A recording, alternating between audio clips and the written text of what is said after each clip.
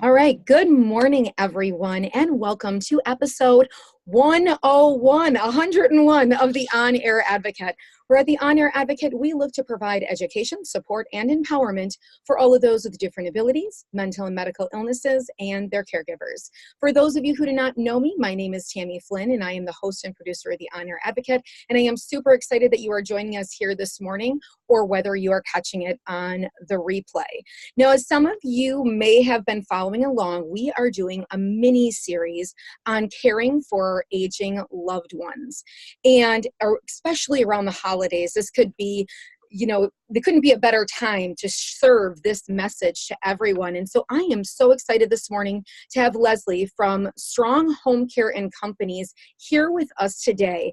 She is going to be really tackling with us kind of the home care agency versus private caregivers in the home. But first, I want to welcome you to the show. Good morning. Thanks for having me this morning.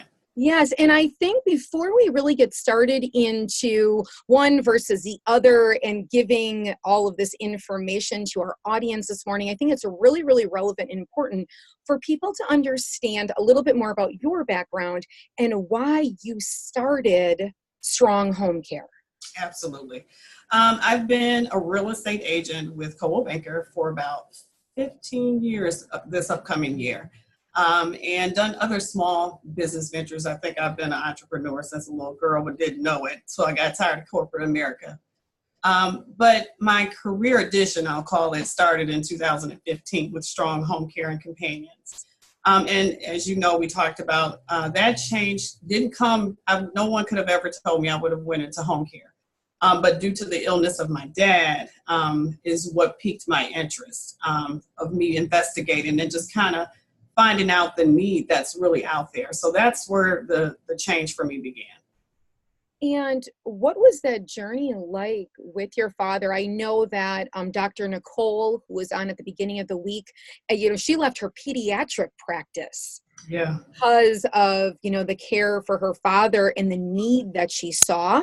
And so where was that pivotal point for you in caring for your father and the layers that he went through that really said to you, I need to start a home care agency? Right. What happened for us in 2012, my father became ill, thought it was nothing major, went in, got checked out. They thought it was something like gallbladder. So they took his gallbladder out and it kind of started there. But as time went on, really quickly, my father was diagnosed with colon cancer at 57. So he went from an active, healthy, normal living life to all of a sudden needing 24-hour care. For us, it was devastating because none of us are trained caregivers. We didn't go to school for it, but it was a situation where we didn't have a choice. And in our situation, my dad's wishes were to stay home. And that was our wishes as well. And my mom and myself and my two siblings were his primary caregivers, 24 hours a day. And when I saw the stress, I saw we all still had to work. You went through the guilt, the pressure, the anxiety. You needed a break, but you didn't want to take a break because all of a sudden your loved one's in crisis. So for me, that was, at the time, I wasn't thinking about starting a home care agency, but after going through dealing with the doctors and managing his care and managing the emotions and dealing with the changes within our family. My mother and father had been married 43 years. To see him, dying basically in 1 year. That was enough for me to understand care. And people don't realize needing a caregiver isn't for the elderly all the time. Right. You can get sick, you can break your leg, you can get in a bad car accident. And the question always remains, who's going to care for you? And I think when my father got sick, that's what brought it to light for me. And at that time, 6 years ago, we didn't have a lot of people telling us, oh, you can get a caregiver. So we didn't even know what our options were. And in crisis mode, you don't have time to go through Yelp and the yellow pages. You're just trying to make sure he's not falling, he's able to eat, and the basic ADLs of life. Right. The activities of daily living. Absolutely. And I mean, I see that across the board. And as we have spoken about over the phone as well, I mean, with the caregiver crisis and whatnot, I mean, there is so much pressure put on families on a daily basis, and there isn't really things to navigate. And so you feel so alone and so alienated within the situation. And I mean, you can need a caregiver at any point in your life. And I do try to bring that up to everyone, that in the blink of an eye, your life can change. Absolutely. And for so many, they are not prepared, but it's good to know what options, are out there. So throughout this process, did you guys hire private caregivers, or did you go to a home care agency, or did you do it all on your own and then afterwards say, I need to start a business? We did it all alone. The thing is, when you have a situation like that, you probably think, oh, I have all this big family. They're going to come rally around me and they're going to be there. Unfortunately, illness brings out the best and the worst in the family. Mm-hmm. So we did it alone. It happened so fast, Tammy, that we didn't have, like I said, the chance to look into caregivers. Within a year, he was dead.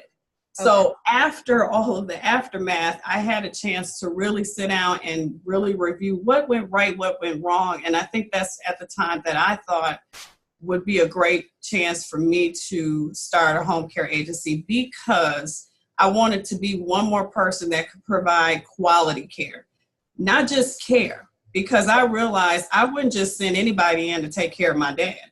And that's probably one of the reasons I was afraid even to check into something, because couldn't nobody take care of them like us.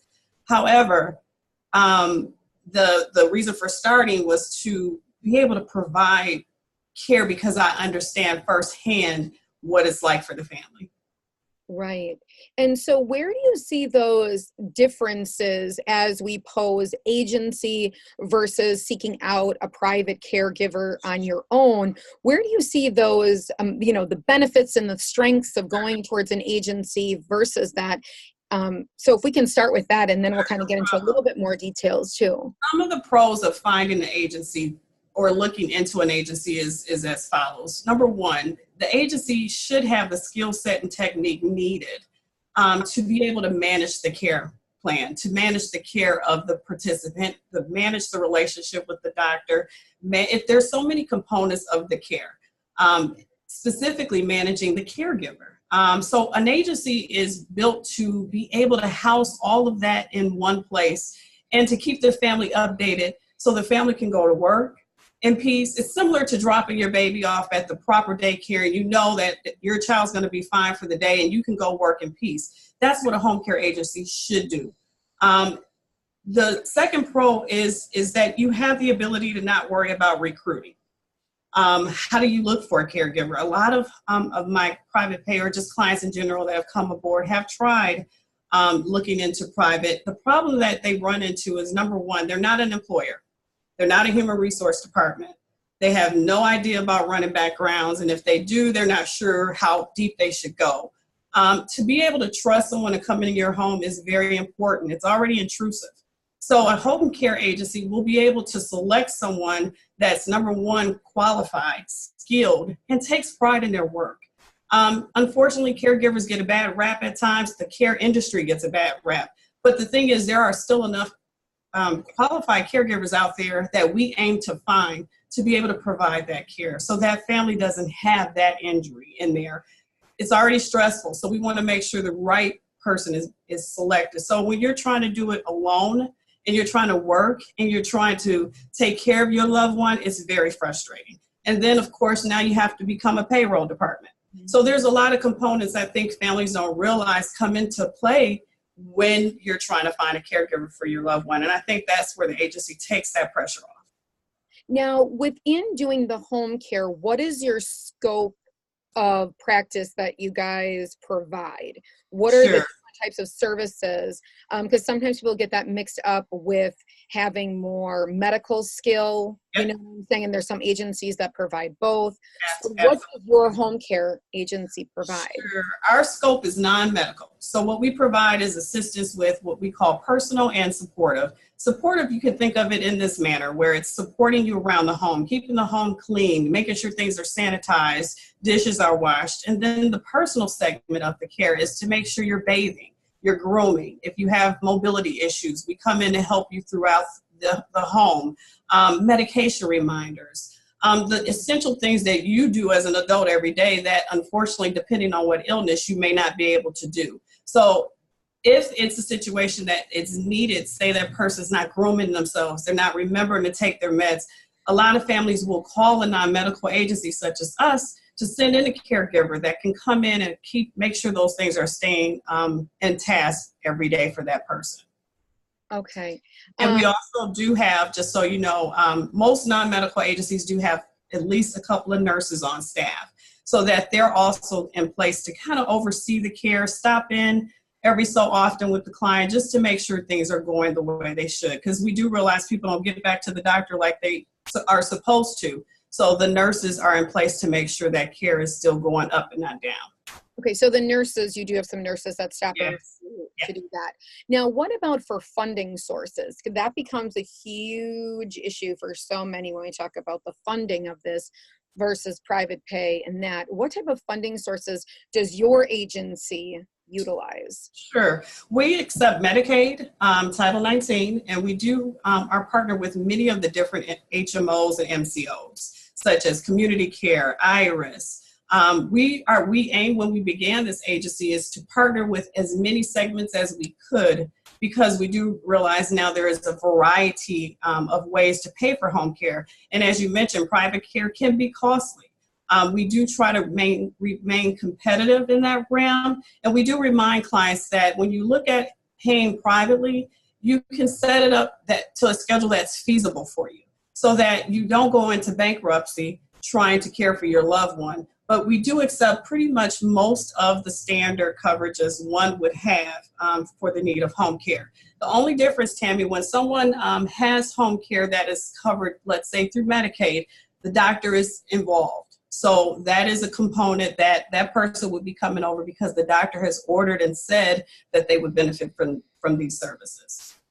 Okay, for them to be covered. Now, if someone is listening today and they don't live in Wisconsin, or they do live in Wisconsin, either or, and they're looking to check out home care agencies. Like you said, a lot of times people are skeptical. Are they going to care for my loved one the way that I would care for them? Are they safe? Do they have complaints?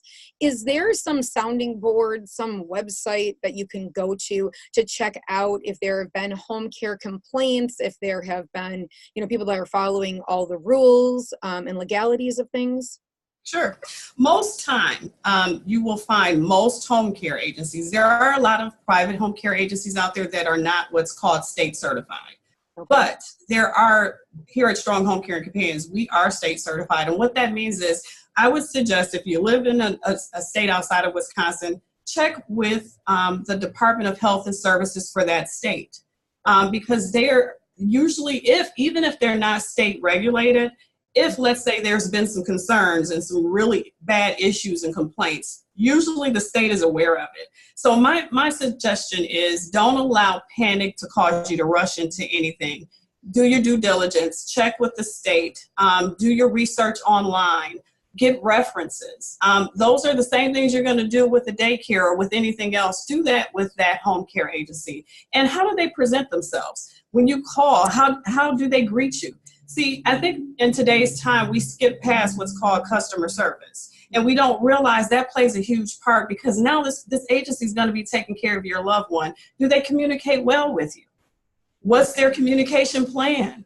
That all plays a part just as well as the background side. So that would be my first step, is to check with the state and just verify and make sure there's been no real concerns. And again, references are huge.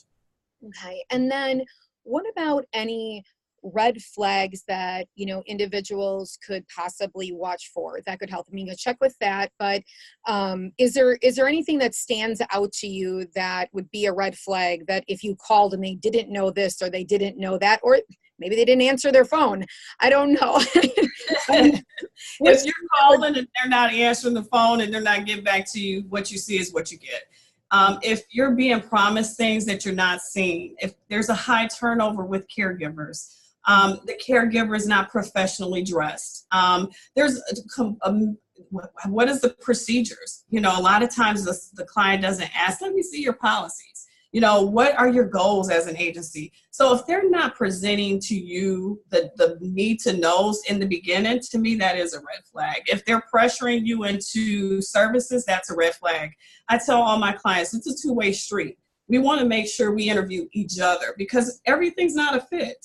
So if you're feeling pressured to get this going, then I think you should take some time to stop and really think it over. Okay. And then when going to home care agencies, is there some type of a contract that you have to do or an amount of time? Is it like a month? I've never gone through that process itself because I am the caregiver. Right.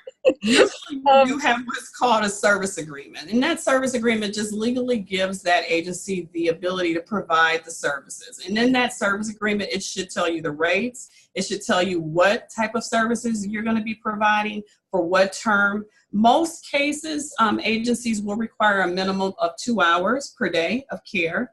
And then in my experience, they kind of set it up based on the care needs of the client. Okay. So there's not a perimeter like you have to do at least a month or a month bill out or anything like that? Each agency is different. And I think because of the ability to run it the way they want. But standardly, usually it's the minimal 2 hours. And I would imagine they're probably going to look for at least a 2 week to a month commitment because you do have to hire that caregiver. So they can expect to see something in that time frame. Okay. And kind of a little bit off of the topic, but still relevant. And I know that I didn't pose this question to you before. So if you don't know what you want to answer, it's fine. It's just right on the top of my head. We are across the United States in a caregiver crisis. And I know that whether you're an agency or you're not an agency, caregivers are hard to come by, Yes. hard to be found. And I've talked to some larger agencies, community homes and whatnot. And, some of them have changed their pay structures. Some of them have added on other bonuses, schooling, things like that.